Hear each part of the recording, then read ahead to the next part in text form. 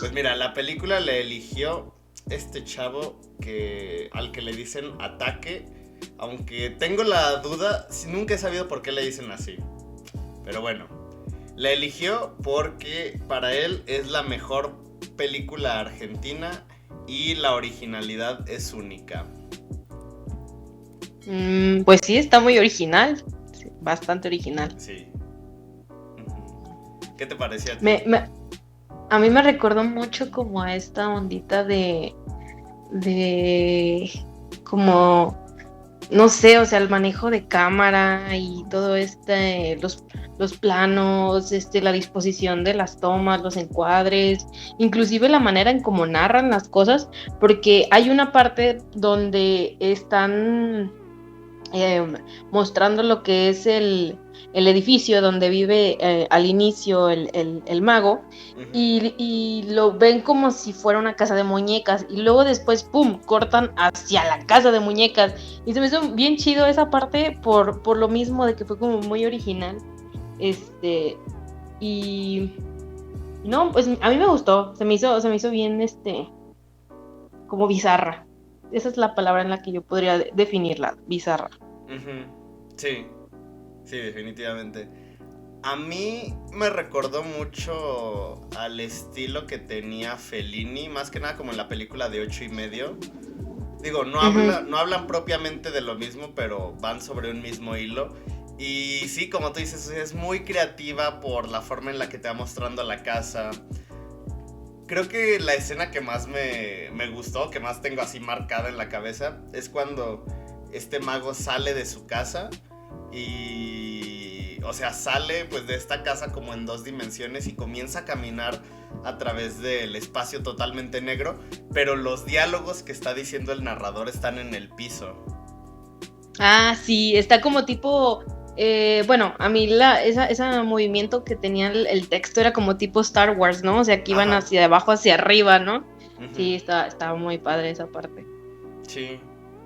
Y pues sí, realmente es muy original, o sea, está muy interesante.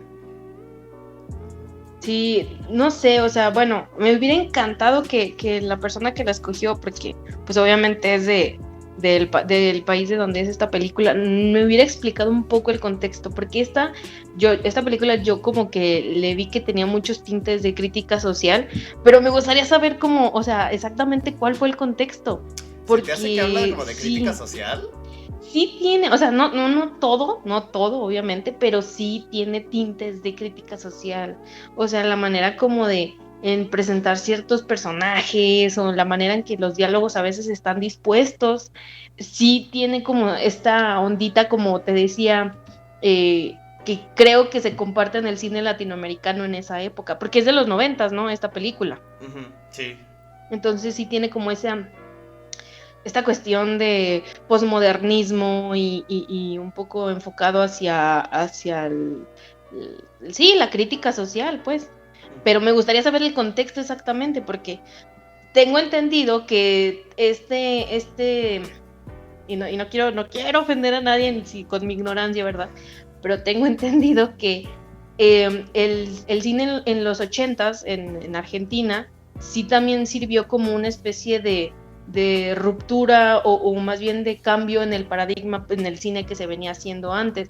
Tengo entendido que por ahí en la década de los setentas Argentina estaba pasando por una época y parte de los ochentas de dictaduras, o sea, tenían un régimen totalitario que también era represivo.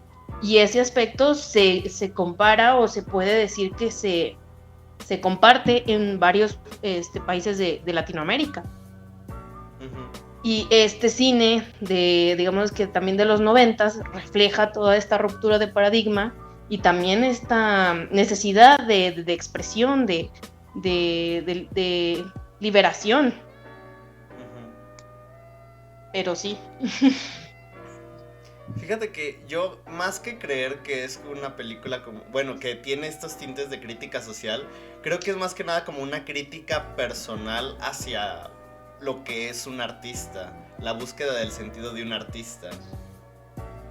Ujú. Ujú. El sentido de artista como el concepto de generar una obra a partir de una concepción personal o Sí, un artista que se dedica a los medios o cómo. no.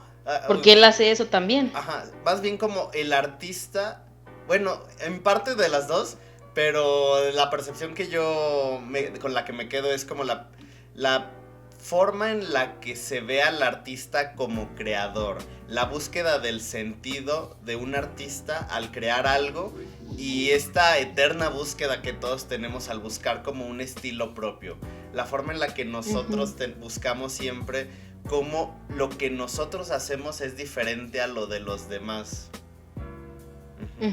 Sí, sí. Sí, como de alguna manera, como bien lo dijiste hace ratito, un sentido de identidad, ¿no? Una búsqueda del yo, del ser uno mismo. Sí, puede ser. Sí. No sé. Y pues la película se me hace muy, muy sencilla. O sea, la historia sí se me hace muy, muy, muy simple. Aunque sí hay unas cosas que...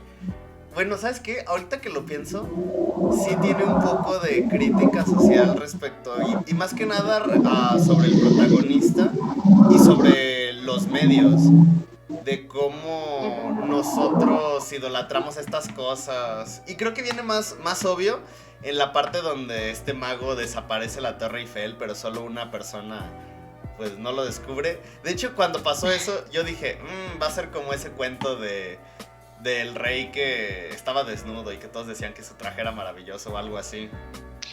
Ajá, sí, yo también por algo ahí, o sea, bueno, yo lo entendí de una manera como más, o sea, pesimista, porque te digo que, o sea, como que yo lo interpreté más como en la cuestión, o sea, solo puedo hablar de lo que sé, ¿verdad? Pero yo lo estaba comparando un poco con esta ondita te digo, del cine de los 90 aquí en México, que tenía ese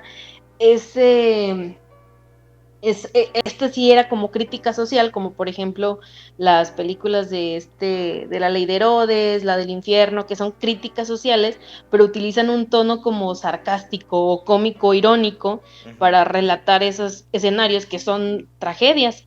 Y entonces aquí en esta película, también de alguna manera yo lo pude como identificar en cierto aspecto, como obviamente la película, pues sí tiene, o sea, sí es cómica a través de la misma comicidad.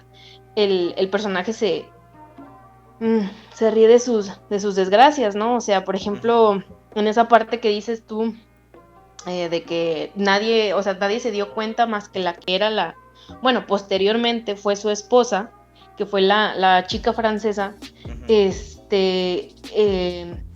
A mí me sonó, o a mí se me antojó más como para que esta cuestión del engaño, pero en el engaño en el que tú lo aceptas, ¿no? O sea, en el engaño que tú mismo lo buscas, o en el autoengaño, si lo quieres ver de esa manera.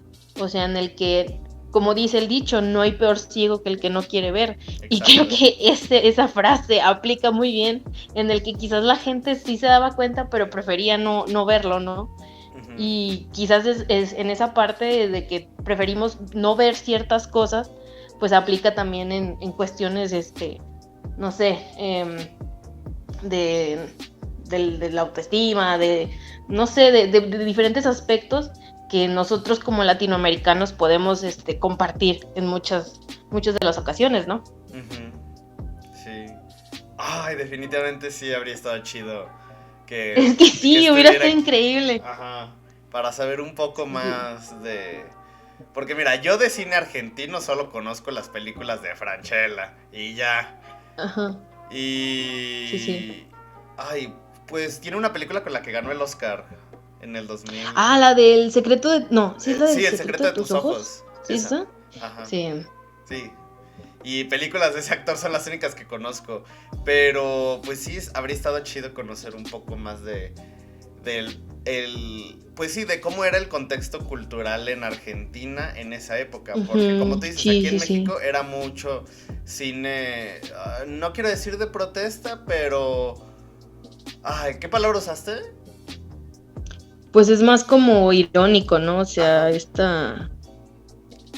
como de sarcasmo, pero como para reflejar una tragedia. Ujú, sí, Al fin de cuentas, perdón, dicen que la comedia, la fórmula de la comedia es tragedia más tiempo. más Entonces, tiempo. aquí lo que aplica es una tragedia indefinida nada más. Ujú. Sí. Pero sí. Sí, también, bueno, también sabes cuál yo he visto así argentinas y a mí me gustó mucho, fue una que se llama Relatos Salvajes. Esa, Relatos me salvajes. parece que sí, es reciente, me parece, No, es pero mexicana. no, búscala, Sí, es Relatos Salvajes. Argentina. 2014, No, sí. búscala, es Argentina. Ok, sí, ya sé cuál es. No, no la he visto, no la he visto. Ah, no, La esa estaba te la recomiendo, confundiendo, la estaba confundiendo. no, esa sí es Argentina. Pero bueno, o sea, te digo, yo así también en cuestión como de que a mí me gustó mucho esa película con respecto a cómo abordan creo que son cinco, a ver, es la del avión. Sí, creo que son cinco Aquí dice que son historias. 6 relatos. Perdón, Ujú, una disculpa, son 6 relatos, perdón.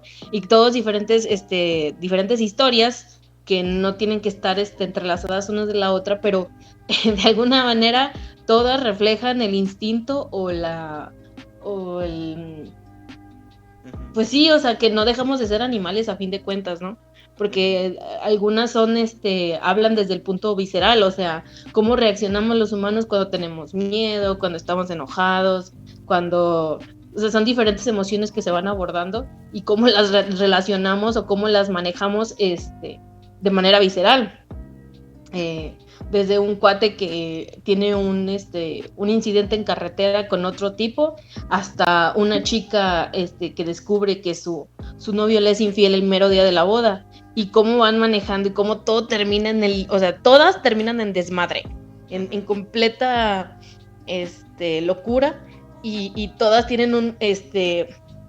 tenían una salida o sea, si lo quieres ver, una salida racional, pero todos los personajes decidieron irse por el lado irracional y visceral. Ujú. Y es cuando todo se fue a, a la fregada. La voy a ver hoy, sí. Sí, está muy padre. Está muy Ahorita padre. mientras lo renderizo. Ujú. Sí. Sí. También, ¿sabes cuál? Bueno, también checando, te digo, porque me puse a investigar un poquito con respecto a pues cómo fue como la historia también del cine argentino. Es que te digo que puedo encontrar como muchos paralelismos con el cine mexicano, porque, bueno, para empezar, tengo entendido que el cine argentino empezó en los 1896, también con la llegada de los hermanos Lumière Ujú, aquí al continente, y empezaron como a la par México y Argentina con producciones. Y no sé, o sea, cada uno tiene una manera, cada país tiene una manera bastante única de expresarse en cuanto a cuestión cinematográfica, ujú, pero tienen muchos paralelismos, tienen muchos puntos de unión, ujú, como por ejemplo, no sé si sabías, bueno, yo hasta poquito me enteré, que Argentina empezó en el cine con su incursión en el cine a través del cine pornográfico. Y te ¿En estoy hablando serio? de los 1900. Sí, búscalo. O sea, yo también dije, ay, Wow. mira. Y aquí también, pues el cine empezó o sea, una de las obras más famosas aquí en el cine mexicano es en donde se presenta el fusilamiento de una persona. Bueno, de varias personas, que son la banda del automóvil gris, que ahí contiene una escena de un fusilamiento, o sea, en serio.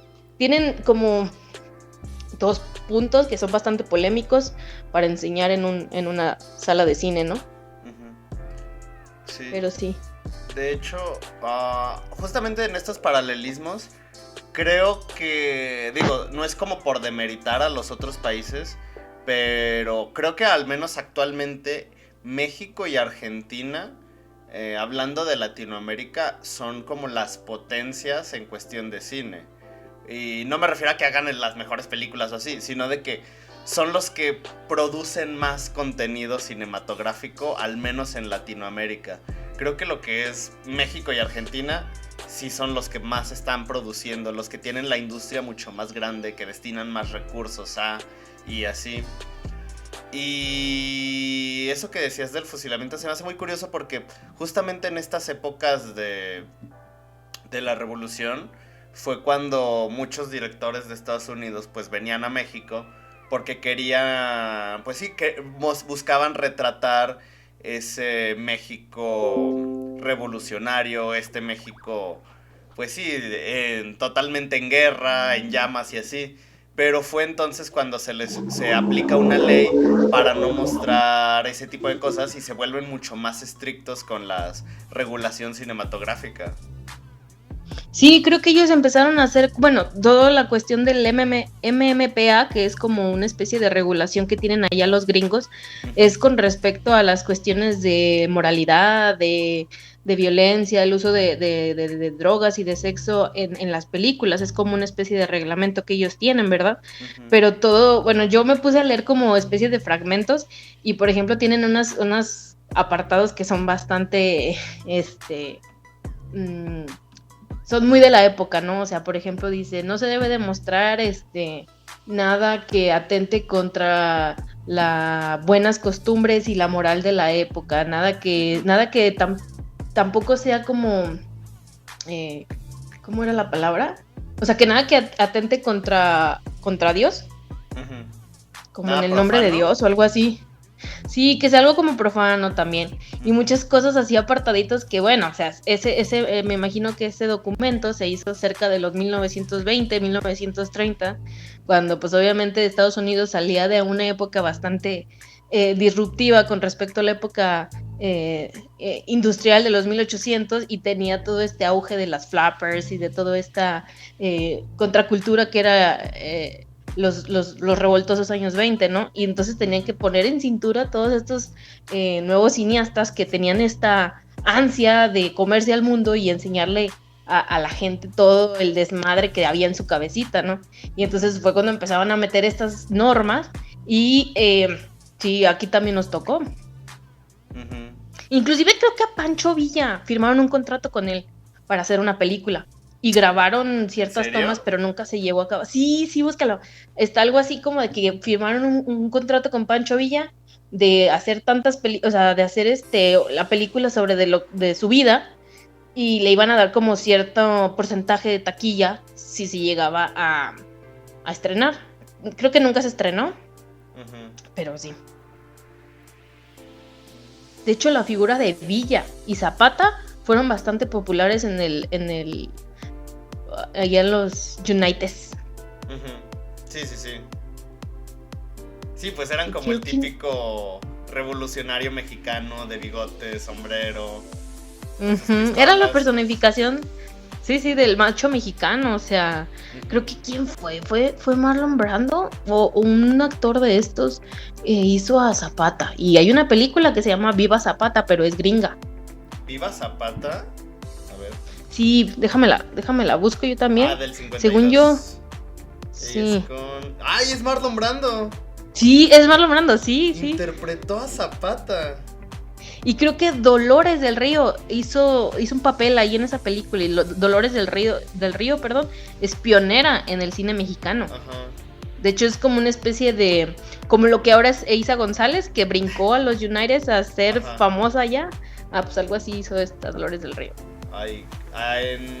Aquí en Google no aparece Dolores del Río, nomás aparece Anthony Quinn, Jan Peters, Mildred Dunnock, Florence Ames. No manches, hasta Porfirio Díaz aparece en esa película. Interpretado por Fay Rupp. Wow, no tenía idea. Porque justamente te iba a preguntar como... ¿por qué? O sea, dada la figura que fue Pancho Villa, ¿por qué ya no es tan icónico, al menos actualmente? Pancho Villa, porque ya se ha desmitificado o se ha desvirtuado esa ideal que se tenía de él. Porque han sacado un chorro de libros donde pues obviamente relatan todo lo que hizo. Que como todo ser humano tiene sus tintes blancos y sus tintes negros. Y al ser una figura tan popular y tan envuelta en un contexto tan violento, es fácil que que cometa muchas cosas que lo podríamos ver ahorita como malo, ¿no? Sí, que se vean como mal, pues sí, que se vean mal ante el ojo del público. Ah, no, perdón, era Julia Montoya la que salía, es una actriz también, no era Dolores del Río, no, Dolores del Río salió con Elvis Presley en una película también. ¿También? Pero sí. Eso sí yo no sabía. Sí, esa salió con... No, me equivoqué en esta, en la Viva Zapata, pero sí sale esta señora sí. Dolores del Río. Dolores del Río y Elvis. Wow. Creo que es Acapulco o algo así, no me acuerdo. Hay mucho cine mexicano que ver. Sí, pero bueno, volvamos a la película en cuestión. Ay, espera, es que antes te quería preguntar, ¿tú crees que en algún momento estas, ¿cómo decirlo? Personajes como lo fue Pedro Infante, Cantinflas y así, en un futuro terminen siendo, pues sí, como algo ya totalmente olvidado? No sé, o sea, olvidado no creo, porque su influencia ha permeado ya.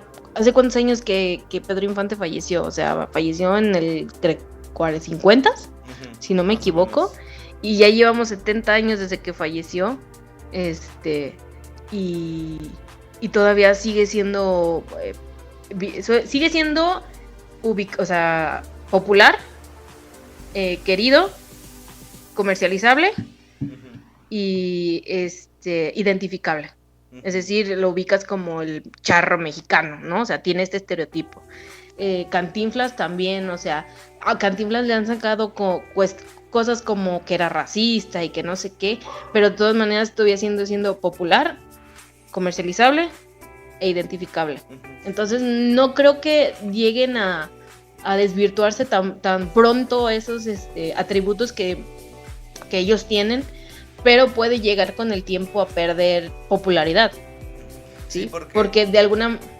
Ay, espera, continúa. Es que iba a decir, es como algo similar a lo que pasa actualmente con lo que fue Chespirito, que pues, o sea, está su legado, sus personajes y así, pero poco a poco la gente pues lo ataca pues su memoria diciendo, es que se robaba personajes, reciclaba historias, es que buscaba retratar, romantizaba como la pobreza en México, etcétera, etcétera, etcétera. Se burlaba, hacía mofa de la violencia, bla, bla, bla. Pero ¿sabes qué creo yo? Que Chespirito sufrió del mal de la sobreexplotación. O sea, él empezó con esta cuestión del Chavo del Ocho y después tuvo lo que es el Chapulín Colorado y después surgieron otros personajes que como que tenían el misma base o la misma fórmula y lo sobreexplotaron. Entonces siento yo que ya, o sea, porque he visto la serie esta de Chespirito, la que hizo como ahí en los 90s, me parece, de las últimas que sacó.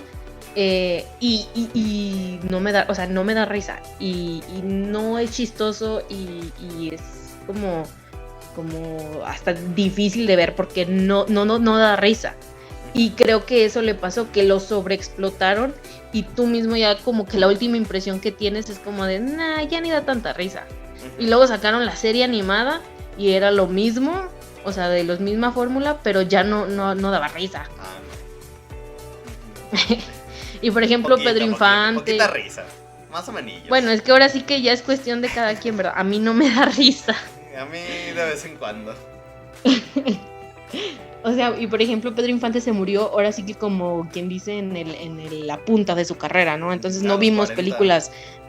No vimos películas malas de él.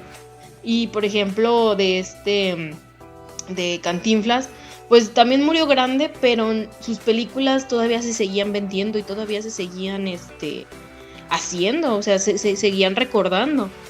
Tintán le pasó lo mismo, o sea, murieron en alguna manera como en la punta de su carrera y no alcanzamos a ver esas dos caras en tanto el declive como la cima, ¿no?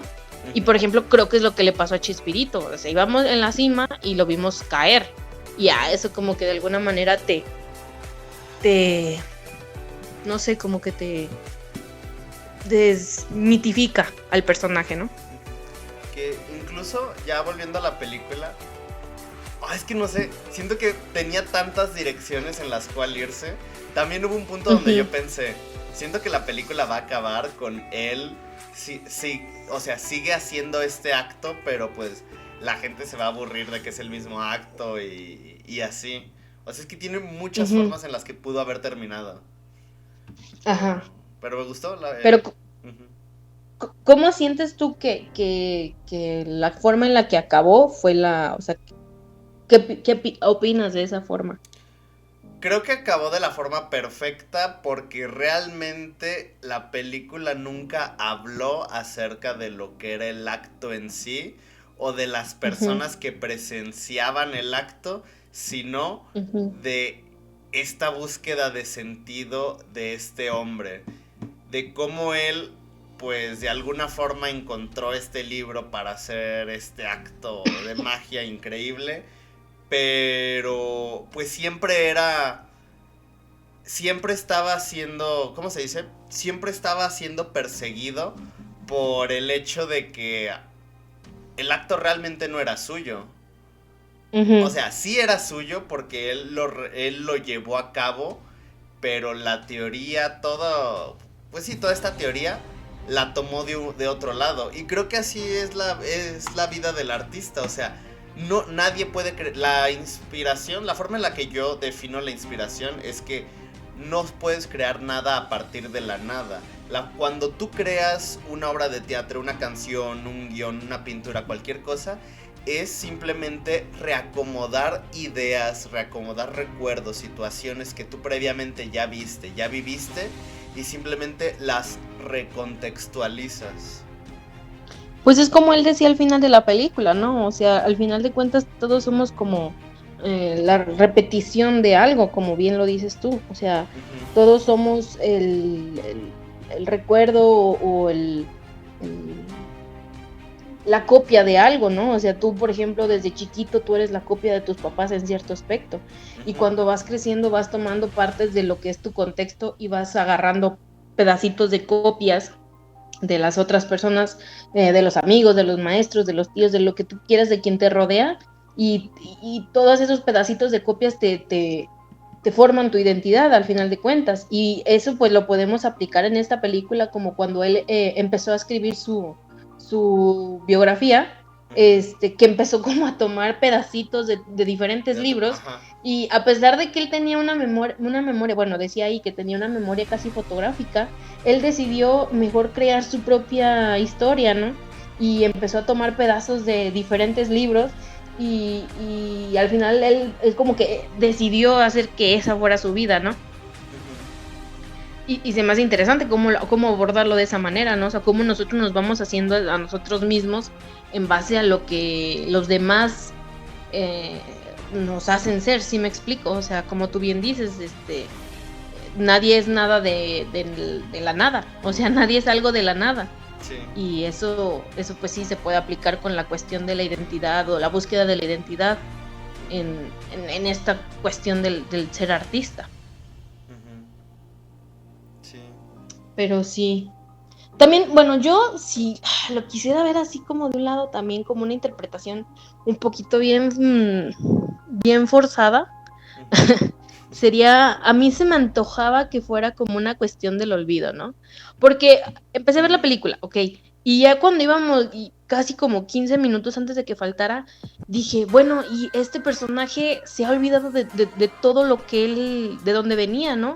O sea, porque se olvidó de la novia, de los amigos, se olvidó de lo que en sí su esencia o su mayor afición, si lo queremos ver así, era pues los libros, ¿no? O sea, el tener el libro ajeno, de robar el libro, y él se olvidó de todo eso, y me imagino como que esta cuestión de querer olvidar, de querer nuevamente hacer tu propia realidad o crear tu propia realidad, pues tiene que ver mucho con esta cuestión de... Por eso te digo que a mí se me hace como que sí tiene algo de crítica, como de querer olvidar el pasado, ¿no? O sea, en el pasado donde tú sufriste, donde tú estabas, donde todo era...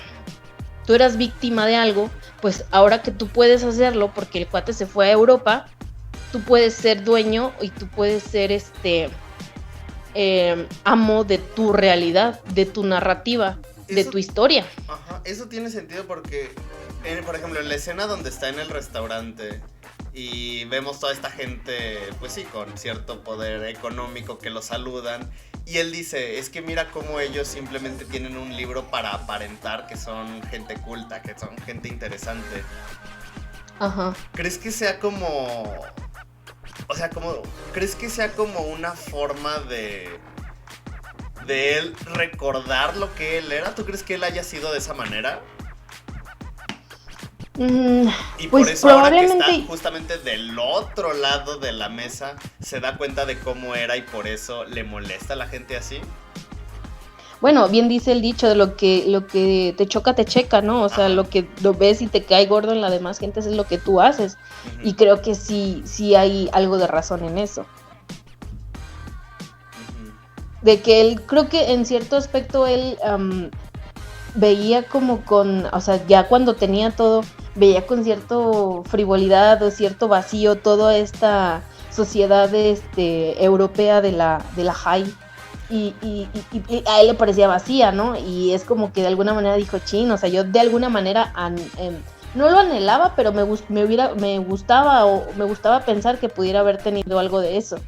Pero no sé, o sea, siento yo, te digo, vuelvo a lo mismo, siento que más bien va con la cuestión del olvido, ¿no? Uh-huh. Esta de que él olvidamos muchas cosas conforme vamos creciendo y conforme nos vamos buscando un sentido de pertenencia. Y es mucho más fácil olvidar si comenzamos a tener poder. Sí, es facilísimo desdibujar las líneas de la ética y de la personalidad que uno mismo se ha creado cuando se tiene dinero, cuando se tiene poder, cuando se tiene fama. Uh-huh. Y por ejemplo, ahorita que estás diciendo eso, me cae mucho en la cabeza, por ejemplo, cuando se peleaba con la novia, la primera novia.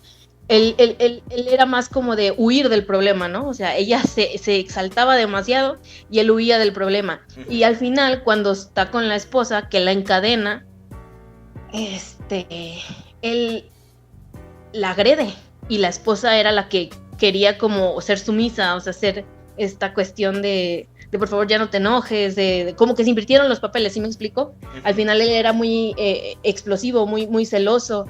Y era como se había olvidado de verdad de cómo él era en un inicio de la película, que era muy buen tipo, y al final ya como que se olvidó de esa buena personalidad que tenía uh-huh. al inicio. Sí, perdió totalmente sus valores, perdió cualquier rasgo de humanidad para ser simplemente como este producto consumible que pues simplemente busca no perder esa consumibilidad.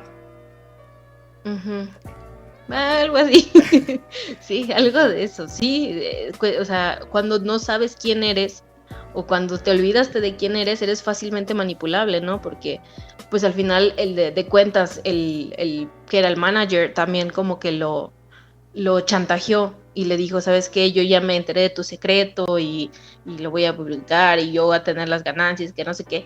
Pues de alguna manera sí fue manipulable en el sentido de que rompió su psique y dijo, pues, o sea, esto está mal, ¿no? Y al final de alguna manera... Fue el que creó, o sea, que creó todo el secreto. Pues sí, creó el secreto.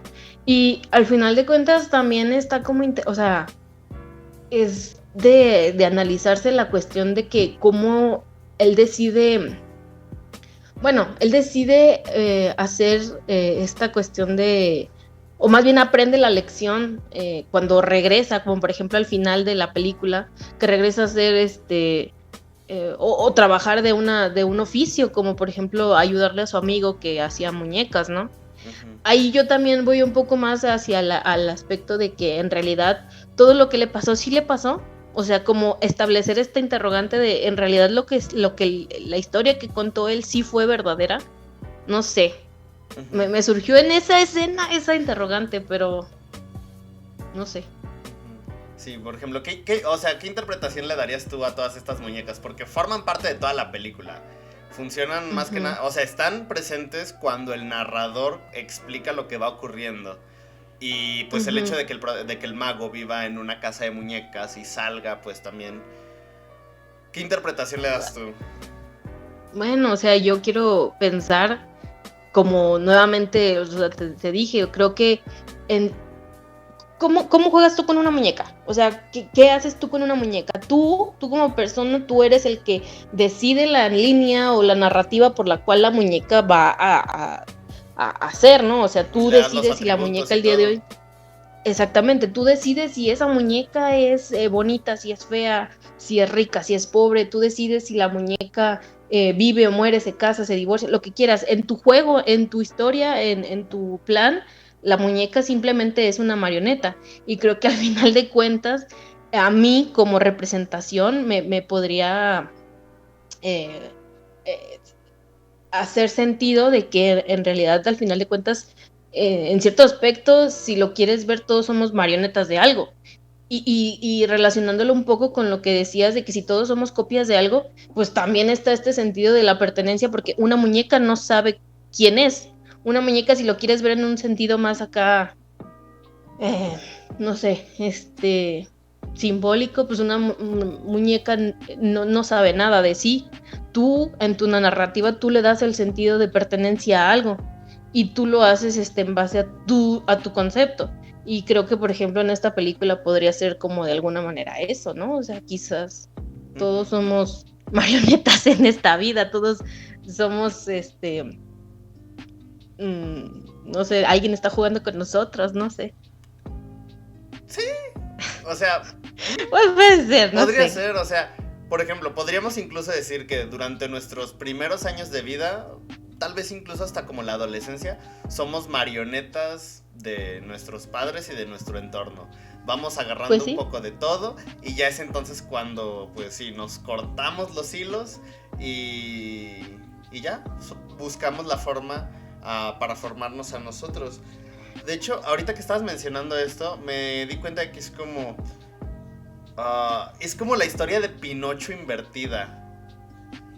Ajá. Tenemos a una persona al inicio, pero a medida que avanza la película se va convirtiendo en, pues sí, una marioneta, en un objeto, en un producto. O sea, es como Pinocho, pero al revés. Sí. Y ahorita Y que su amigo, esto de las marionetas dije, puede que vaya por ahí. pues sí, o sea, puede ser, digo, al final de cuentas sí sería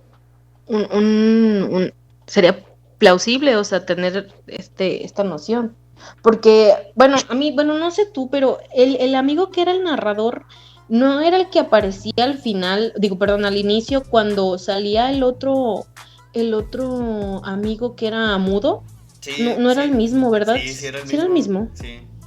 Es que yo lo vi muy cambiado, porque cuando salía con el amigo que era mudo, o sea, obviamente quieren asemejar el paso del tiempo y todo, pero yo lo vi diferente, o sea, como que se me hizo otro actor. Y cuando era el narrador dije, pues este es un ente ajeno a la historia, ¿no? O sea, es como figura como el simple narrador. Pero ya después salió que era el amigo y dije, chis, pues está raro, ¿no? Sí, no, pero sí es el mismo, porque incluso desde la primera vez que lo muestran está en su taller. Y pues el único, o sea, lo de su amigo mudo, pues dicen que se suicidó y ya. Sí se había suicidado, ¿no? Porque incluso... El mudo sí. Ajá, porque incluso todo lo que dicen respecto a su amigo mudo se me hace también ahorita que me acordé, es una maravilla. Sí, que no supo, que decía que no supo cómo, que nadie le entendía su arte, ¿no? Su arte, exacto. Y que no hay peor cosa que un artista que explicar su arte. Ajá, y eso se me hace todavía muy interesante porque más allá de ser artista, pues esta persona era muda. Entonces, un mudo que no puede explicar, que aparte no puede expresar, tiene esta deficiencia de lenguaje, no puede hablar, y aparte que hace arte, pero que el arte lo tiene que explicar y que la gente no lo entiende, es como, wow, se hace muy... Sí, es como... Es tragedia, básicamente, Ajá. como te digo. Tragedia con mucho tiempo. Exacto. Tragedia infinita. Pero sí, ahorita estoy cayendo en cuenta esa parte, sí. Ujú. Es irónica, pero es cómica. Ajá, sí. Sí. Oye, ¿tú sabías que este director fue el que... ¿Has visto la de La Casa del Lago? La Casa del Donde Lago. sale Sandra Bullock. ¿La Casa del Lago con Sandra Bullock? La casa... Sí, donde sale Keanu Reeves y Sandra No Bullock. es Sandra Bullock, sí es Sandra Bullock. Búscala. Sí, no la he visto. Espera, es Ah, de estos hombres que se envían cartas a través del tiempo, ¿no? En el buzón. sí, a través de un Sí, buzón. no Ajá. la he visto. Está en mi lista desde hace mucho. Bueno, o sea, mira, no es de las mejores de Sandra Bullock, pero puedo entender esta... Porque este director ahora sí que la dirigió, esta Es de ese película. director, ajá. Ajá. Y, o sea, sí tiene como... Yo cuando la vi por primera vez yo no sabía nada de quién la dirigió ni nada de eso. Y sí se me hizo que tenía un tonito como diferente al tan masticado estilo hollywoodense al que nos tienen acostumbrados. Pero ya cuando una vez investigando me di cuenta de que sí, este director la hizo y sí tiene esta cuestión en cuanto a los cortes, a la, a la narrativa y todo esto, sí tiene como este saborcito así como diferente y está padre. Te digo, no es de las mejores de Sandra Bullock, pero pues sí, está entretenida. Ujú. Ay, la voy a ver. Ujú. Porque le estaba confundiendo con otra de Keanu Reeves, con esta Halle Berry. Ay, ¿cuál es esa? No sé, según yo, esa era La Casa del Lago. Pero no, a ver, es que... A ver, Keanu Reeves, Halle Berry. ¿Cómo se llama esa película donde salen ellos dos juntos? Ay, no es John Wick 3. Sí, ya sé, ¿no? Ahí sale también ella. Sí, pero es que hay una donde salen ellos y... Keanu Reeves solamente tiene esa película de viajes en el tiempo con Sandra Bullock, ¿no tiene otra? Pues así con Sandra Bullock está la de Speed, donde están en el autobús que va a explotar. Ajá, esa tampoco la he visto. Pero esa no estoy segura, creo que esa sí no la dirigió este director. Ujú. No creo. No, pues de hecho ahorita estuve viendo su filmografía y son puras películas argentinas y la de... y esa, No, con esa es Sandra otra. Bullock. Uh-huh. No, también hizo un documental con John Cusack, y como que sí vi ese documental, nomás no recuerdo cómo se llamaba.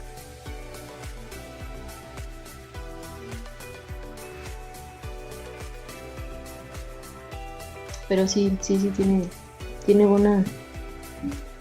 También creo que, bueno, según también estuve investigando, este director tenía otras películas antes de esta, y estas las demás eran filmadas en blanco y negro, si no mal recuerdo, si no temor a equivocarme, ¿verdad?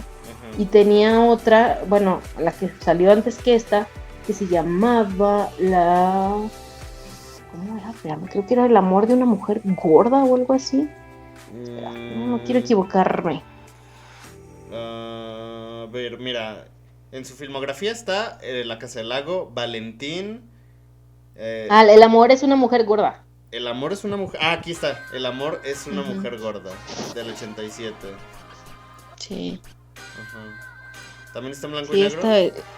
sí, esa está en blanco y negro y también está, bueno, esta sí dicen, digo, no le he tenido oportunidad de verla, pero dicen que también tiene cuestiones de crítica social hacia la sociedad argentina, y también está muy buena, no sé, la voy a ver. Después de esta, después del acto en cuestión, el siguiente, en el 98 hizo El viento se llevó lo que. Y es justamente también con este mismo actor, con Carlos Rofe. Que me causó mucho conflicto en esta película porque se parece demasiado a Groucho Marx. Sí, parece Sí. un poco. Lo estaba viendo y decía, no manches, es que de verdad es igualito. Es que... ¿Sabes también que me pude fijar en la cuestión de esta película? Es que hace poquito vi la película esta de la italiana, la de Malena.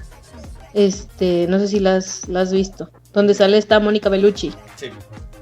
Ah, bueno, hay una parte donde a mí me da mucha risa porque el papá del niño, en la de Malena, el señor, bueno, no sé si son los italianos, ¿verdad? Pero el señor gesticula mucho con las manos y hace estos movimientos como de énfasis, y eso también lo vi en ciertas partes en esta película. Obviamente sé que en Argentina tienen mucha influencia europea por esta cuestión de la inmigración que tuvieron de muchos europeos hacia Argentina en inicios del siglo pasado, pero sí como que dije, no manches, tienen mucho en común en la manera de expresarse porque son así y gesticulan mucho, y se me hizo muy interesante esa relación.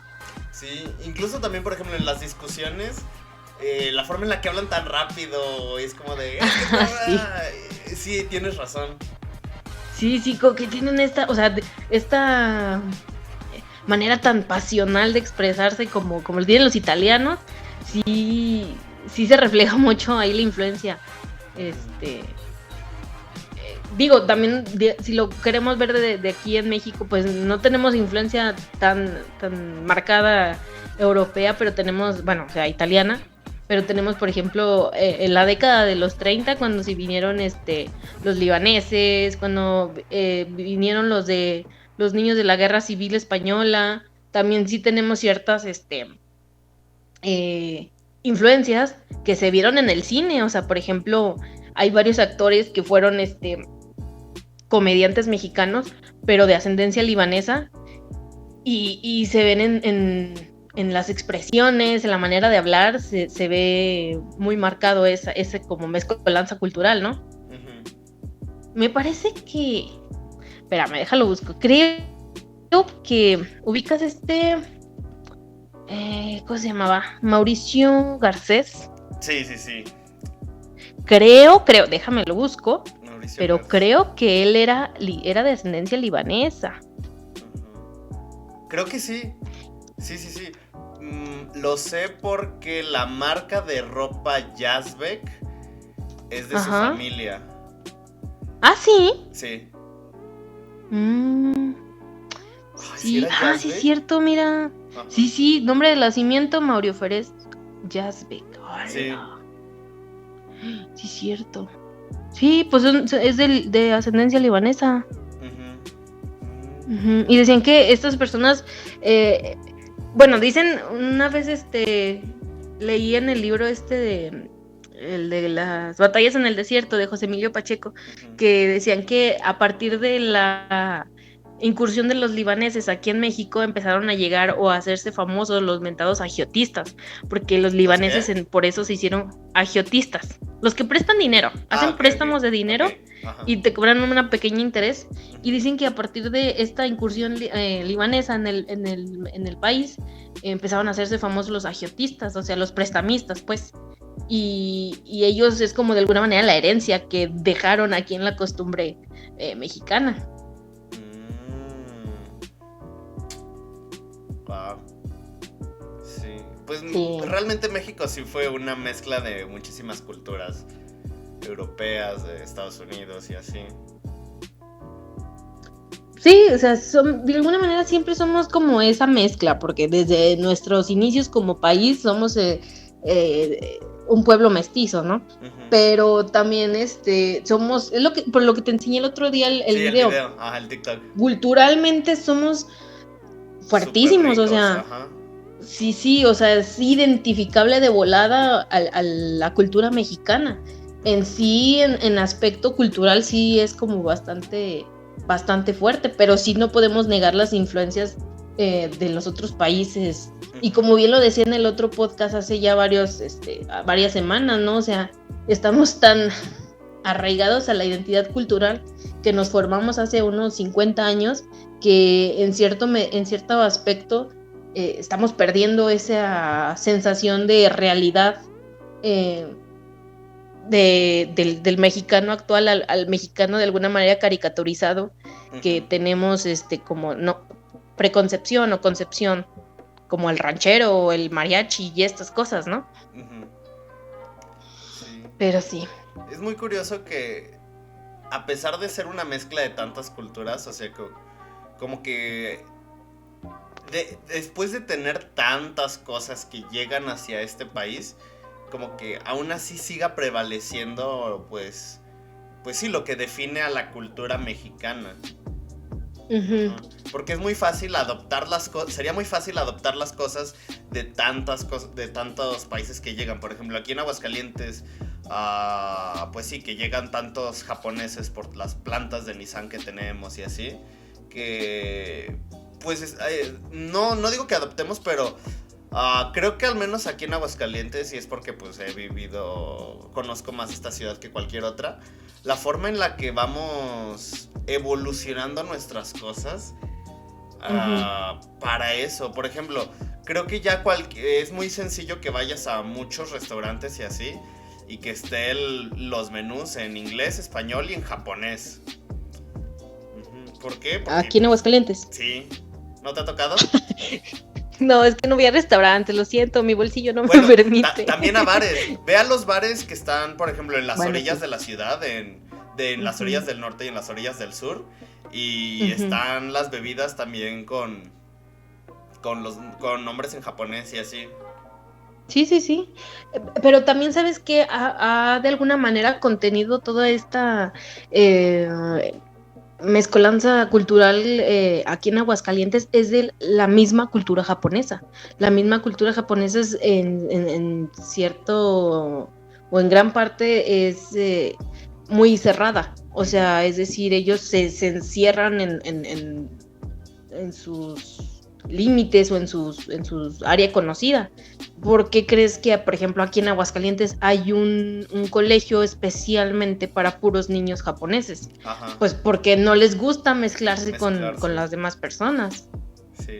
Entonces, y es sí, cierto, creo que porque incluso cuando en tú ese ves aspecto japoneses como en Walmart y así, como que siempre están como que es muy difícil, o incluso si vas a bares, es muy difícil verlos como con, pues sí, con mexicanos. Sí, sí, o sea, de alguna manera sí hay esta cuestión de que sí se relacionan, pero al final de cuentas lo hacen como mera supervivencia, ¿no? O sea, tienen que saber, si vas a vivir aquí tienes que saber cómo relacionarte, pero en sí o culturalmente hablando son bastante reservados.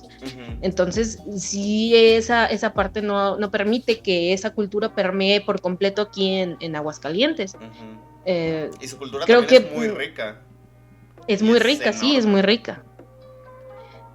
Es muy rica y es muy, pues es también tan ajena o tan contraria como de alguna manera lo puede ser la cultura mexicana, ¿no? O sea, ahí sí habría un choque cultural bastante interesante, porque ellos tienen sus estándares, sus cánones y sus costumbres de alguna manera ya establecidos y son, digamos que estas costumbres son antiguísimas y son de respetarse, y aquí en México es todo lo contrario, o sea, somos un desmadre. Y eso choca mucho con la rigidez o el pensamiento cuadrado que tienen los japoneses. Sí. Yo diría que, por ejemplo, aquí somos como muy expresivos, pero de una forma muy abierta. Y ellos lo son, pero de una forma muy, muy... en su propio mundo. Ajá, por ejemplo, si tú los ves en un bar o así, o sea, te das cuenta de que sí, o sea, son muy expresivos y así, pero en su propio espacio, en su propio... Pues sí, tienen que tener como este espacio para ellos. Sin embargo, la diferencia que hay aquí como en México es que, pues sí, nosotros terminamos siendo expresivos aquí en cualquier lugar.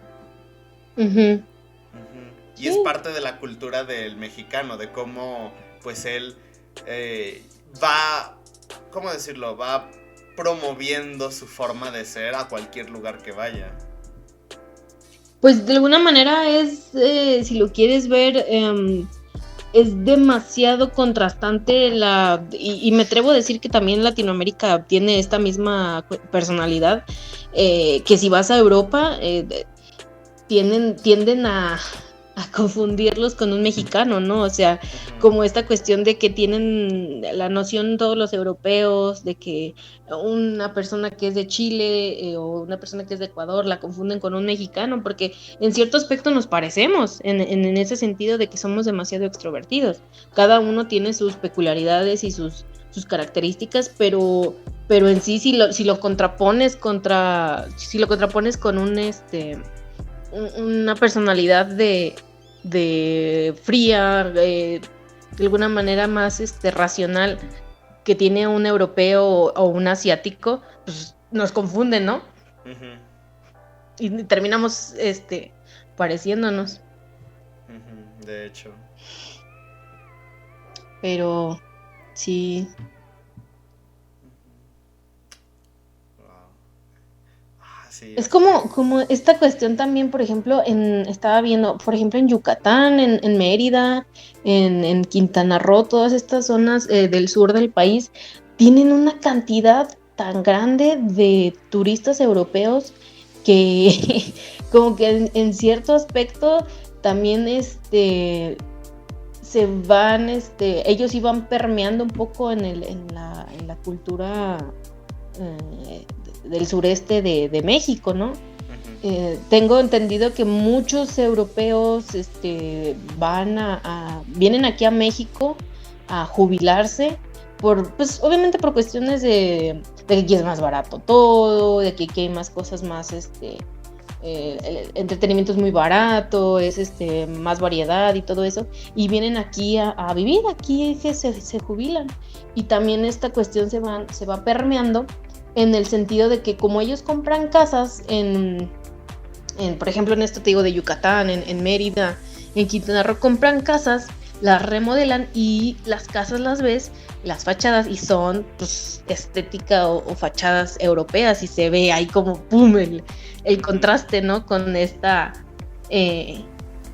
fauna urbana del sur. Y Ujú, sí, ahí poquito a poco van permeando en México. ujú. Como estas casas del barrio de la estación. No son muy Ándale. europeas, pero sí Uh-huh. son como con un estilo muy americano. Bueno, muy de Estados Unidos. Sí, de hecho, Con su sí son algo cerquita así. y eso. Ajá. O sea, de hecho, el simple hecho de tener portón eléctrico aquí en México, no sé, como que me parece muy ajeno, ¿no? O sea, todavía veo, son muy pocas casas las que tienen eso. Por ejemplo, por aquí en donde yo vivo, son poquísimas casas las que tienen eso, y yo lo veo como muy americanizado esa parte, Sí. como que es muy ajena, no sé. Aquí en mi cuadra solamente hay una persona que tiene portón eléctrico. Y un tiempo mi mamá sí quería uno, pero no, porque decía, ay, es que me da flojera bajarme a abrir la reja. Era como de, ay, siempre me mandas a mí. Es que luego cuando ya no estés vas a decir Ajá. que quien le abre ni modo de mandar a tu abuelita, pues no, Pues no no. manches. Pero sí es cierto eso del portón eléctrico. Sí, o sea, el simple hecho de tener un portón eléctrico es bien raro. O sea, aquí no se ve. Digo, nada más unas poquísimas personas aquí por mi cuadra lo hacen. Pero, por ejemplo, también si vamos a, por ejemplo, aquí en Aguascalientes, si te vas a Calvillo, tienes mucho esta cuestión de o sea, porque en Calvillo o la gran mayoría de los jóvenes se fueron a los Estados Unidos a trabajar y vienen aquí en diciembre o para celebrar las fiestas de fin de año, y ves a los que vienen, como tan chicanos que no puedes decir que vienen completamente americanizados, pero vienen ya con esta cuestión de que te dicen, súbete la troca, o hablan ya en estas palabras que son pochismos básicamente, y tienen estas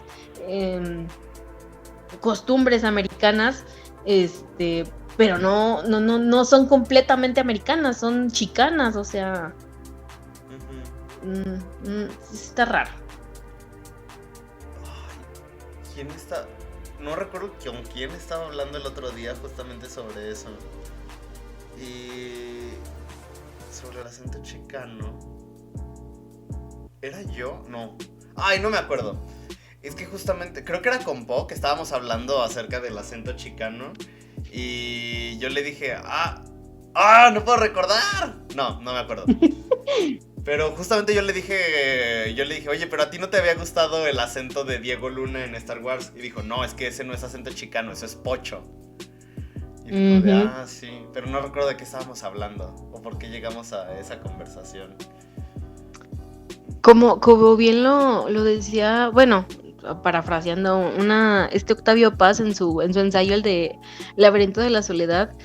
Ahorita que estás diciendo eso, el chicano en cierto aspecto como no es ni de aquí ni de allá, o sea, si ves a un chicano, como te digo, aquí en México es ¿Ese no como ajeno a... No era el chicano. No, era el pachuco. ¿Verdad? Ah, sí. Ay, perdón, disculpa. O sea, es que se me confunden las palabras. Hay mucha semejanza. O sea, porque el pachuco es como la forma de este hombre, pues sí, mexicano, este hombre que va a los Estados Unidos pero que se viste bien, de traje, pero con este estilo todavía latinoamericano. O sea, bueno, sí, digamos que el pachuco es como la antesala del chicano, ¿no? Ajá. O sea, el pachuco tiene toda esta onda más como de los 50 y ya el chicano ya es como su digievolución, si lo quieres ver de esta manera, del pachuco. Ajá. El pachuco es como la máscara y el chicano es como... Ay, menciona algún chicano famoso. Chicano famoso. Pues Jenny Rivera no sería un ejemplo del chicano. Porque ella nació en Los Ángeles. Bueno, en Estados Unidos. Jenny Rivera siempre fue como que muy...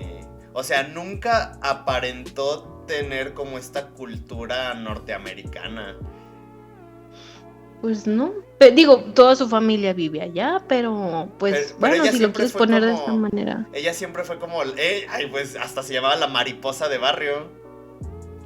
Bueno, a ver, ¿Selena? ¿No sería? Digo, ella sí era americana, pero sus papás sí eran mexicanos. Sí, Selena. Ajá. Sí, pachuco es como la máscara y un chicano es como Selena. Ándale, me parece bien, pero sí. Sí, o sea, perdón, los chicanos norteamericana, pero que también abrazaban este lado mexicano. Con Selena y los dinos. Sí.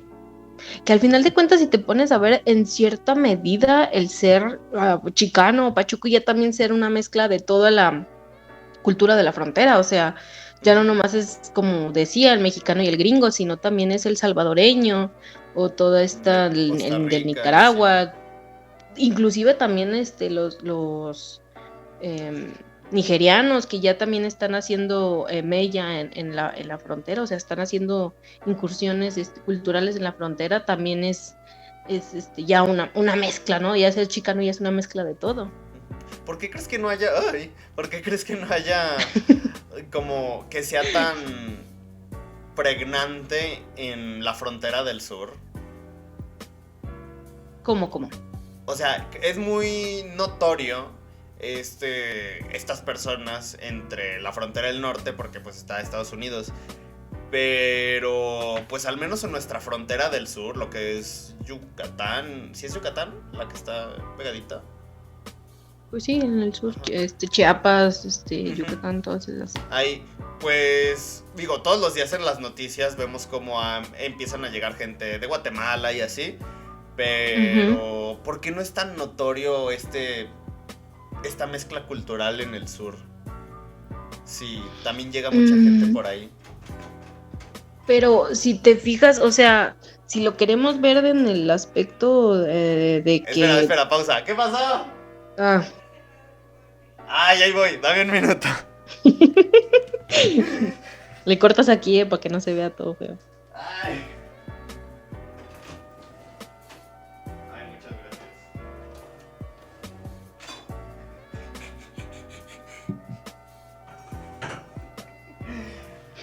gracias. Listo, ya está. ¿Le cortas esta parte? Sí, la voy a cortar, definitivamente. ¿Qué estabas diciendo? Chihuahua, ya se me fue. ¡Ay, no! No, a ver, ya, bueno. Sí, de la frontera del sur, ¿por qué no es tan notorio? No es tan notorio porque siento yo que o sea, si lo queremos ver de un lado como histórico, pues parte de, por ejemplo, Guatemala y El Salvador fueron parte de México en un tiempo, hasta que lograron su independencia. Entonces, culturalmente compartimos muchas cosas con ellos. Y toda esta cuestión de como esta inmigración, pues son de esos lugares hacia el norte. O sea, por ejemplo, desde El Salvador, Nicaragua, Guatemala, son lugares que compartimos ciertas cosas culturalmente hablando, y lo que ellos desean es irse hacia Estados Unidos. Y creo que, por ejemplo, en la frontera norte es muy evidente porque Estados Unidos siempre como que ha querido mantener su raya o su distancia. Siempre ha tenido como esta cuestión de, ¿sí es la palabra xenofobia? Con respecto a otras, contra otras culturas. Siempre ha tenido este lado xenófobo que no permite mezclarse tanto, a pesar de que su origen de Estados Unidos es una mezcla. Es una mezcla de inmigrantes, pero bueno. Sí, pues tienen a los irlandeses, tienen italianos, tienen un montón de... Ajá. Sí. Porque pues, bueno, sí. Yo diría que más que ser como una xenofobia, diría que es como un... gran nivel de nacionalismo. Digámoslo que sí, también han tenido un buen marketing. Ajá, porque no es solamente con nosotros en el sur, sino también con Canadá, cómo se separan, buscan siempre separarse de lo que es,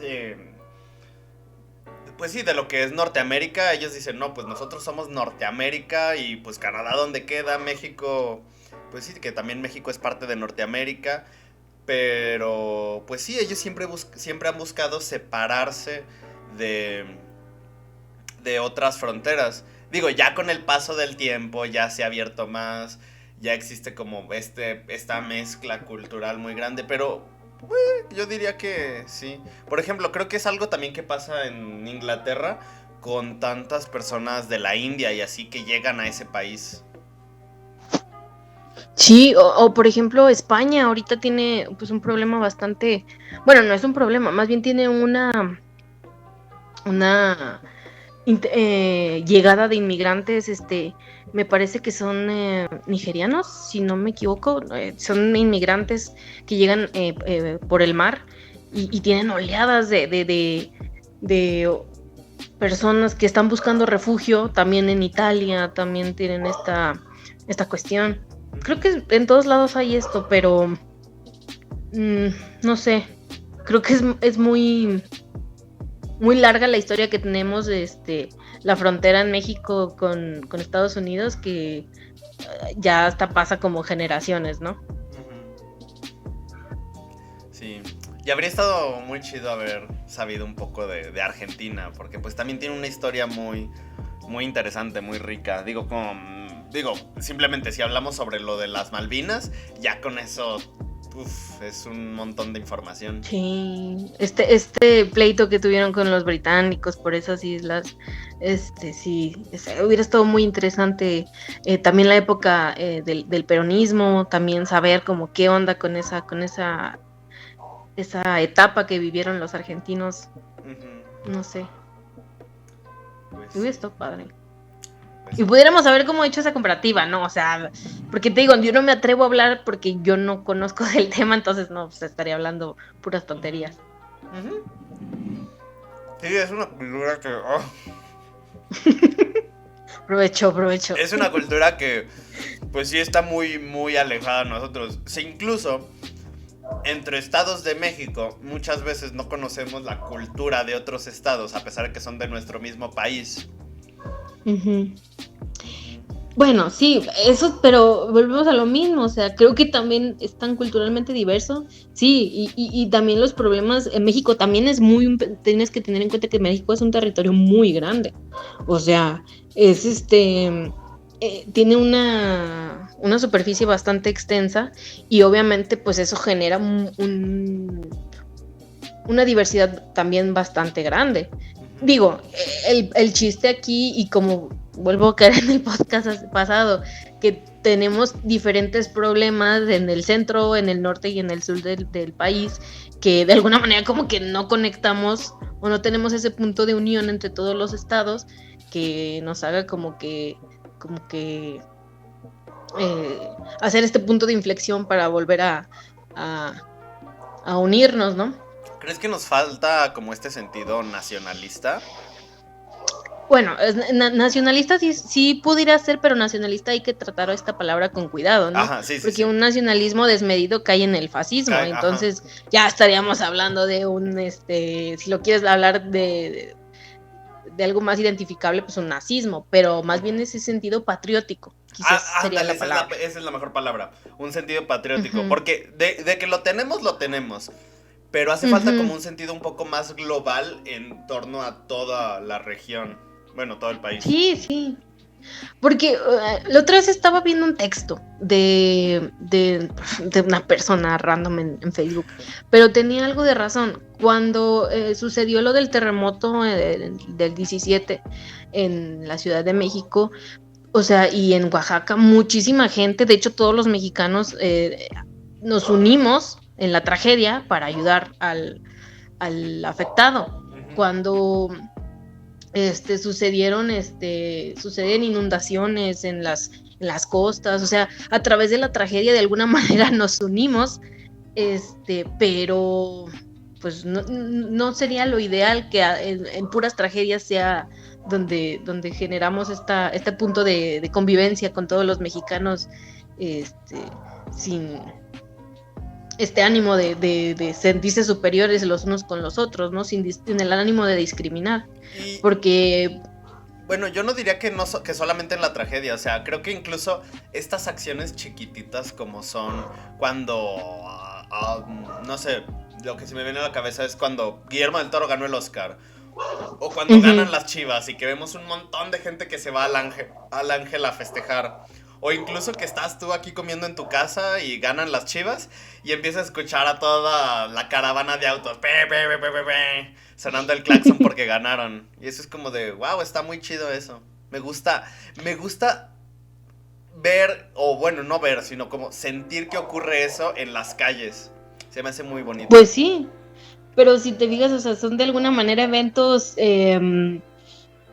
inesperados, o son eventos que son ajenos al día a día, ¿sí me explico? O sea, cuando gana, por ejemplo, cuando gana el Cruz Azul, pues obviamente todos los aficionados del Cruz Azul, independientemente del estado en el que sean, obviamente se emocionaron, y hasta los que no le íbamos al Cruz Azul hasta nos emocionamos por esa gente, pero porque son sucesos porque ganó inesperados. El Cruz Azul, ¿qué pasó ahí?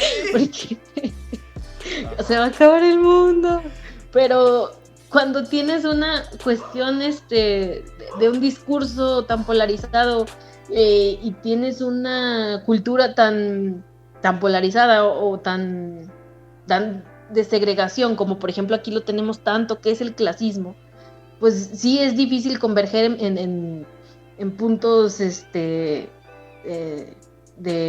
estos, como lo es la celebración, o sea, de estas cosas. Pero... O sea, obviamente no están exentos, pero sí siento que, o sea, sí nos falta todavía camino por recorrer. Como por ejemplo, al hacer estas bromas o estos memes que les hacemos a la gente de Monterrey, porque son de Monterrey, o a la gente que es de Veracruz, por ser de Veracruz, sí seguimos perpetuando esta cuestión de segregación o de discriminación simplemente por ser de un estado o X estado, o sea... Todavía nos falta. Ajá. De hecho, ¿sabes qué otra cosa me gustó mucho y que justamente ocurrió el día de hoy? ¿Qué?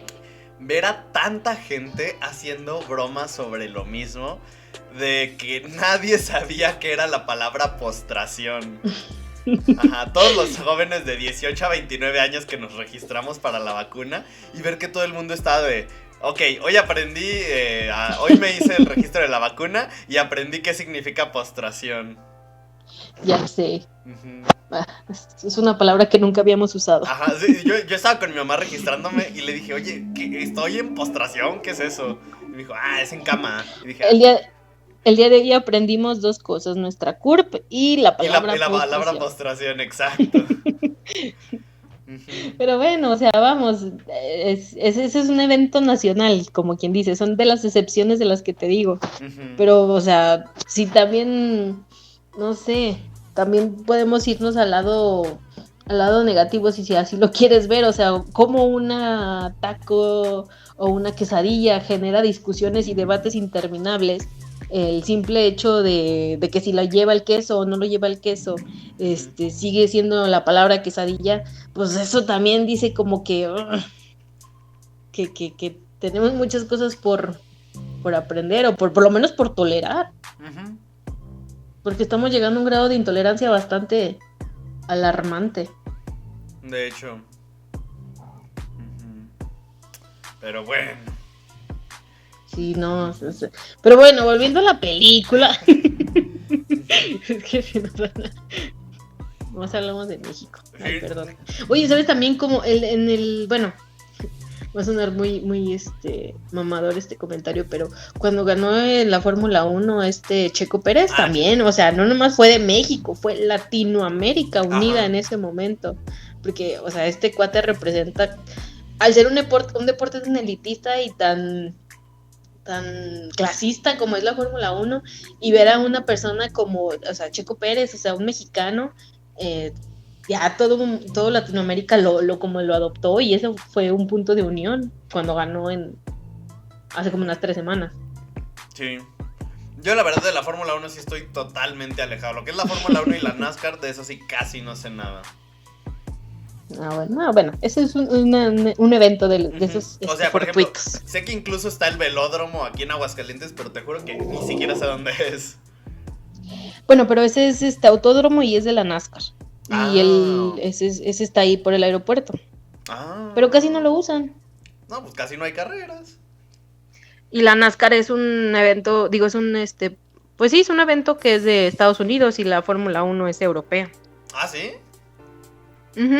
Fíjate, de eso no tenía idea.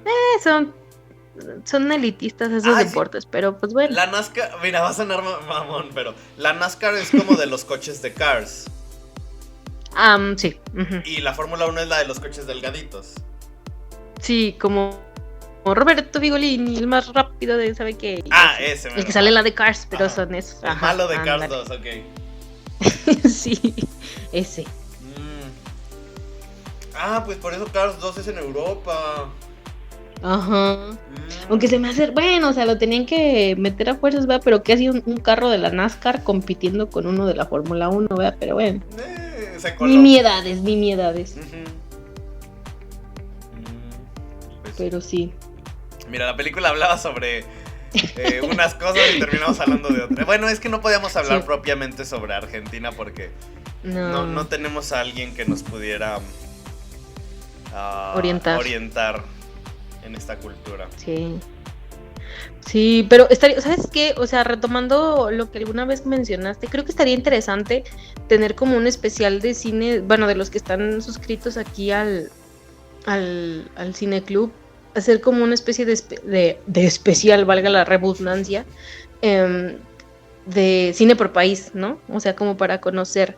Porque, por ejemplo, tengo entendido que ahorita Chile está sacando buenas producciones y, por ejemplo, creo que la de si es una mujer fantástica o algo así, una que ganó el Oscar es de Chile, esa. Justamente. O esta, la de La Gente Topo.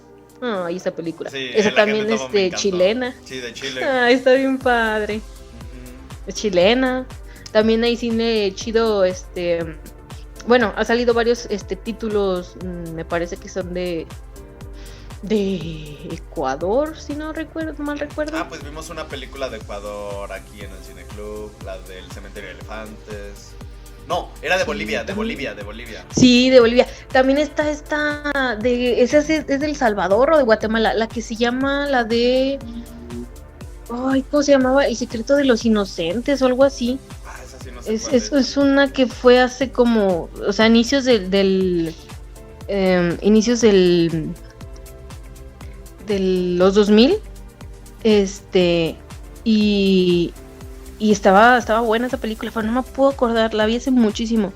No, ni idea. Ahorita hay una de Guatemala que estuvo nominada al Globo de Oro que es la de La Llorona. La Llorona. Ajá. Se va a estrenar en Cinépolis, creo que a finales de este mes. Estaría bueno verla. Sí, a mí se me Pero antoja es así mucho. como... Porque también, ¿sabes? Un punto de que de convergencia en todas los países latinoamericanos es una figura tan abstracta, tan maleable como lo es el de La Llorona, ¿no? Creo que todo país latinoamericano tiene Cada a la tiene su Llorona, propia una Llorona. interpretación de La Llorona. Ajá. Sí. Ujú. Ay, sí, estaría chido ver qué percepción tiene cada uno de La Llorona. Pero la película guatemalteca no es sobre la leyenda de La Llorona en sí. Creo que es sobre este asunto. Ay, tal vez. A ver, para no equivocarme, voy a buscar la sinopsis. Porque Sí. leí la sinopsis hace unos meses. Y. Aquí está. Y ya ni me acuerdo. Dice: Alma y sus hijos son asesinados en el conflicto armado de Guatemala. 30 años después se entabla una demanda penal contra Enrique, un general retirado que supervisó el genocidio, pero al ser absuelto se libera un espíritu que vaga por el mundo. Bueno, sí. O sea, se me hace raro que una película así, haya estado nominada al Globo de Oro, pero pues me llama mucho la atención, más que nada como para ver un poco de este cine guatemalteco. Sí, ¿qué aporta, no? O sea, ¿qué valor le aporta? Sí, pero sí. No manches, ahorita los vuelos a Guatemala están bien baratos. 8,000 el vuelo redondo. Ya, me acordé. La película que te decía hace ratito era la de Voces Inocentes. Y o sea, es mexicana, pero está hecha en El Salvador. Y esa habla sobre el conflicto en El Salvador. Sí. Voces Inocentes. Mira, ya ahorita que vi el póster y el título, sí supe. Sí. Lamentablemente, estas cuestiones de las tragedias y de las injusticias son el pan de cada día en toda la temática latinoamericana, pero pues es lo que tenemos. Sí. Como, por ejemplo, aquí en México, no sé si ubicas al director Felipe Casals. Me suena. Felipe Casals es un director que se hizo famoso creo que en los 70s, 80s por sacar películas, estas sí eran de Felipe Casals, crítica social. Casals, sí se llama así, ¿no? Él dirigió las Poquianchis, la de Canoa y la de Lecumberri. Bueno, que tenía que ver con el Palacio de Lecumberri. Okay. Lo estaba escribiendo mal. Okay. Con Z. Ajá, okay. Esta cuestión de que reflejaba todo esto, pues estos sinsabores o estas tragedias que ocurrieron durante ese periodo, que fue pues bastante, o sea, socialmente activo, y cómo las refleja en sus películas. También está como hasta ¿sabes qué te da? Porque por ejemplo en la de Lecumberri te muestra todo lo que les hacían ahí a los prisioneros, que eran prisioneros algunos desde los 40 que tenían ahí, o por ejemplo el hacinamiento que tenían en esta cárcel, los métodos de tortura, todo lo que dices tú, hasta te ponen los pelos así como de punta.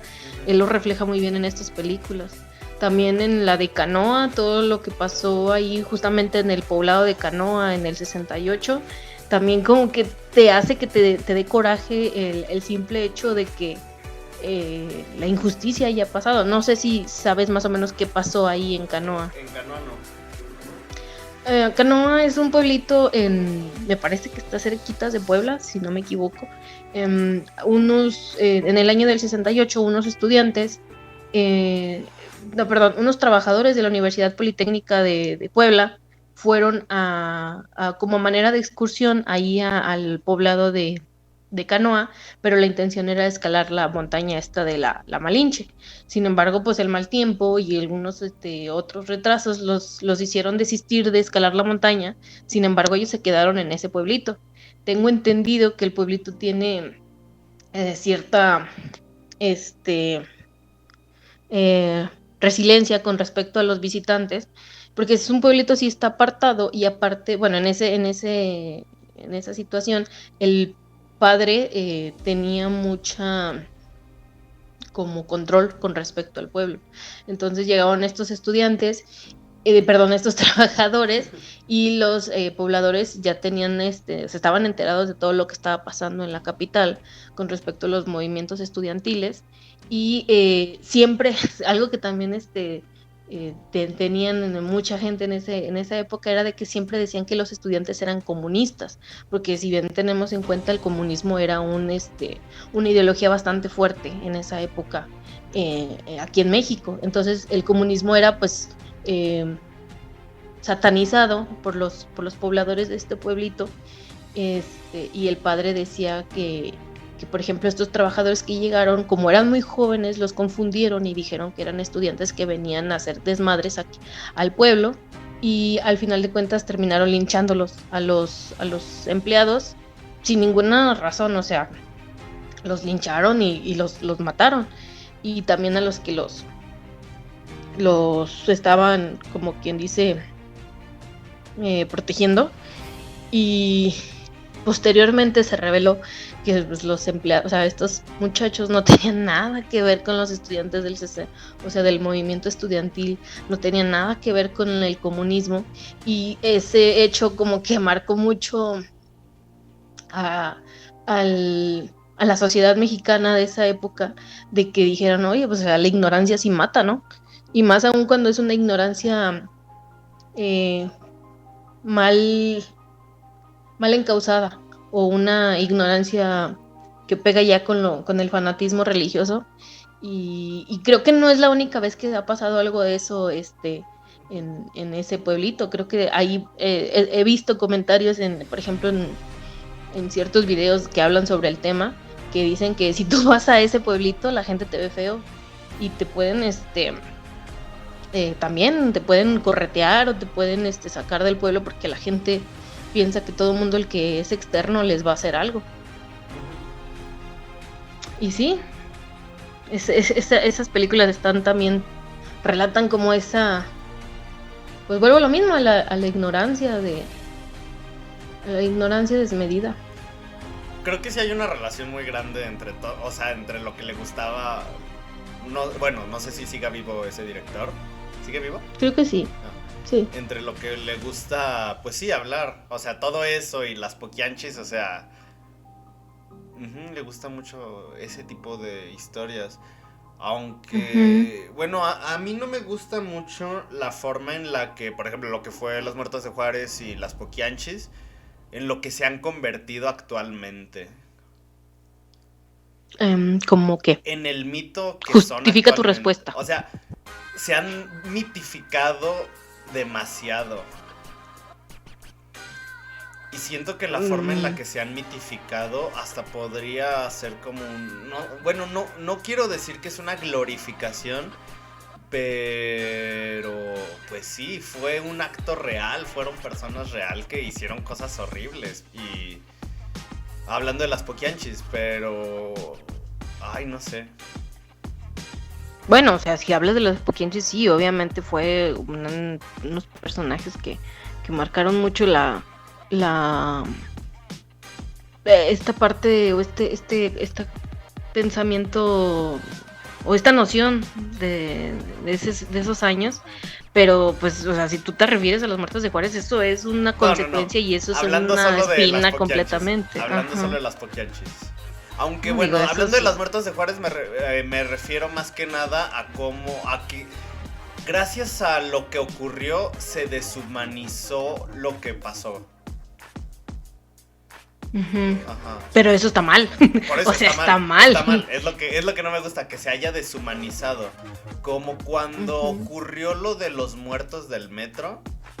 Y pues sí, o sea, pasan a ser simplemente datos, o pasan a ser simplemente un, un argumento en contra del gobierno y la gente no se da cuenta de que eran personas que iban a su trabajo y así.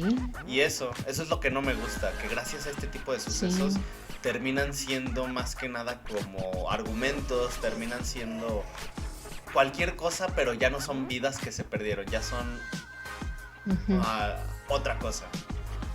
Sí, son pérdidas completamente, o sea, que tienen familias que todavía les lloran y que todavía les, se acuerdan de eso, y sí, eso es lo que también como que causa indignación. Por ejemplo, el caso más reciente de los del metro, o sea, es indignación y es coraje porque son personas que sin deberla ni temerla son víctimas de una ineptitud y de una incompetencia, ya no quiero ponerle ni color ni nombre, o sea... Fue una incompetencia. Sí, porque pero una sí, cosa es buscar entiendo. justicia, pero buscando justicia siempre a partir del lado humanista de lo que ocurrió. Sí, como debe de ser. Nada más para propaganda política.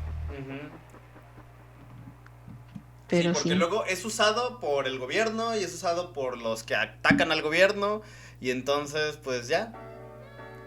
Sí, al final de cuentas no los seguimos, o sea, nos duele, pero no les seguimos teniendo, o sea, no les tenemos el respeto a las personas que lamentablemente ya no están y en esa búsqueda como de, por ejemplo, de los que son críticos o retractores de los que le aquejan al gobierno, pues también en cierto aspecto se pierde ese respeto por generalizarlos, ¿no? O sea, decir la tragedia de la línea 12 del metro, pues no. También las vidas de esas personas, pues cada uno tenía, te digo, un nombre, una familia, quien les llora todavía. Sí, oye, porque tienes razón, o sea, es como la tragedia del metro o la tragedia de las personas, hay que... Ajá. Sí, hay que también, como que darles esa seriedad, esa importancia, esa humanización, porque fueron humanos los que ahí perecieron. Sí. Pero no. Pues mira, ya son las 10 y ahora sí nos salimos completamente por la tangente. Bueno, ya nada más cierra algo con la referencia a la película que nos van a golpear. Pues qué puedo decir de la película. Es que hay muchas interpretaciones, o sea, como tú dijiste, tiene esta parte de crítica social, pero pues también es esta parte de que busca hacer... Es que yo, o sea, desde incluso el apartado fílmico yo la sentí muy parecida a lo que hacía Fellini. Y sí, se me hace como una película que habla sobre la esencia del artista, la esencia de la creación del artista y de lo que representa el artista en sí. Sí. Sí, puede ser, o sea, sí, yo podría tomar también de tu interpretación esa parte de la búsqueda del ser. Yo así le quisiera poner como la búsqueda del uno mismo y el olvido. También el olvido se me hace como un punto a resaltar en esta película. Sí, el olvido definitivamente. Sí. Como siempre vamos dejando atrás esas cosas. Sí. Queremos tanto y olvidamos los orígenes. Sí, olvidamos quiénes somos en la búsqueda de... suena irónico, pero en la búsqueda de uno mismo olvidamos quiénes somos. Ajá. Sí. Pero sí, no sé, está interesante, me gustó. Voy a ver las otras películas del cine argentino también, que está. Sí. Hay que empaparnos más y decirle a Ataque que nos recomiende más.